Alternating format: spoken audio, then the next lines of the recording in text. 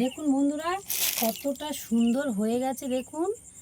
আর ভাপে কীরকম ফুটে গেছে দেখুন, কেমন বুদবুদি হয়ে গেছে দেখুন। আর কত সুন্দর দেখতে হয়েছে। নমস্কার, পম্পা রান্নাঘরে আপনাদের স্বাগত। ডিম তো বাড়িতে আপনারা অনেকভাবেই রান্না করে খান। একবার আমার মতো দেখে আপনারা এইভাবে ডিম ভাপা করে যদি আপনারা খান, আপনাদের মুখে লেগে থাকবে। আপনারা চলুন দেখে নেবেন আমি কিভাবে ডিম ভাপা বানাবো।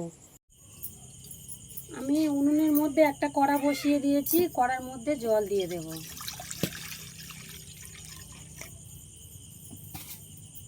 আমি এখানে 6টা ডিম নিয়েছি, দেশি ডিম।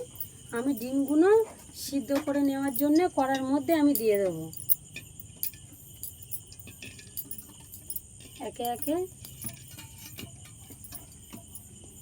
সব দিয়ে দেব।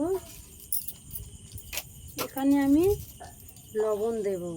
লবণ দিলে দেশি ডিম তো, ডিমটা ভালো ছাড়ানো যাবে। এবার আমি এখানে 5 মিনিট ঢাকা দিয়ে দেব। ওদিকে আমার ডিমটা সেদ্ধ হচ্ছে। এখানে আমি কয়েকটা আদা, কয়েকটা রসুন আর কটা কাঁচা লঙ্কা নিয়েছি, একসাথে আমি বেটে নেব।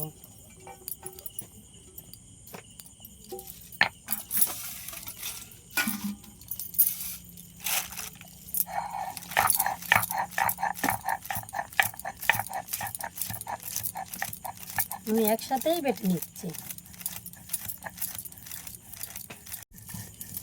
আমার বাটা হয়ে গেছে, আমি এবার তুলে নেব।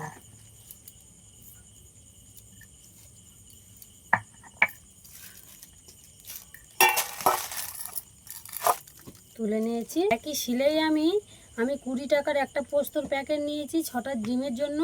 আমি পোস্তটা সবটাই দিয়ে দেব।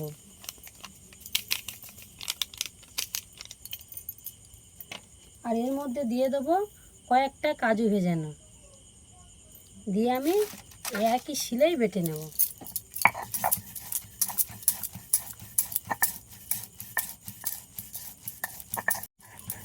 পোস্ত আমার বাটা হয়ে গেছে, আমি লাভিয়ে নেব, তুলে নেব পোস্তটা।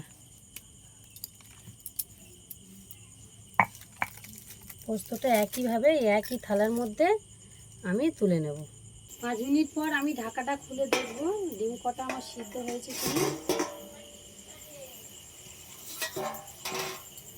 ডিম আমার সেদ্ধ হয়ে গেছে, আমি ডিম কটা লাভিয়ে নেব।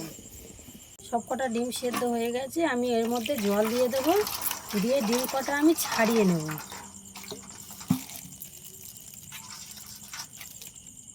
আস্তে আস্তে ছাড়াতে হবে, এগুলো তো দেশি ডিম।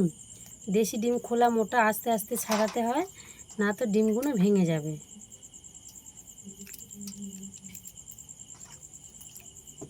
ছাড়ানো হয়ে গেছে, আমি এইভাবে আরও 5টা ডিম ছাড়িয়ে নেব।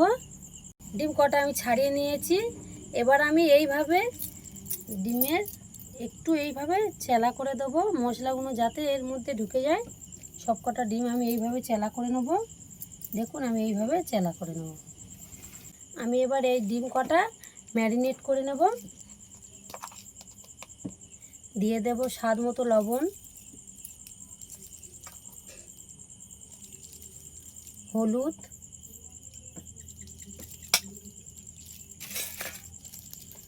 লঙ্কা আদা বাটা, আর এই পোস্ত আর কাজু বাটাটা দিয়ে দেব।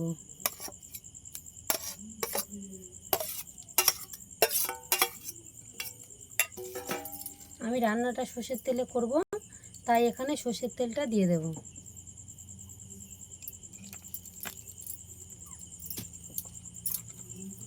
এখানে দিয়ে দেব কাশ্মীরি লঙ্কার গুঁড়ো। এখানে দিয়ে দেবো আমি কাশ্মীরি লঙ্কার গুঁড়ো, অল্প করে কালারের জন্য আমি দিয়ে দেবো, মেপে নিলাম না। এবার আমি একসাথে মাখিয়ে নেব।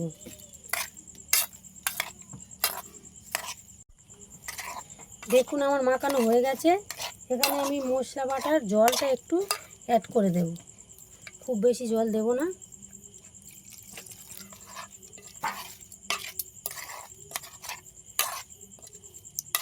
আমার হয়ে গেছে ম্যারিনেট করা। চলুন এবার আমি উনুনটা ধরিয়ে নেব। জলটা আমার গরম হয়ে গেছে দেখুন। আমি এখানে একটা ছোটো গামলা দেব। এখানে আমি গামলাটা দিয়ে দেবো এর ওপরে। আমি এখানে পরে একটু কালো জিরে অ্যাড করে দিয়েছিলাম, দেখুন কালো জিরেটা। এবার আমি এখানে 10 মিনিটের জন্য একটা থালা ঢাকা দিয়ে দেবো। 10 মিনিট আমি থালাটা ঢাকা দিয়েছিলাম। এবার থালাটা আমি খুলে নেব। দেখুন আমার ডিম ভাপাটা রেডি হয়ে গেছে। আমি এখানে নামিয়ে নেব।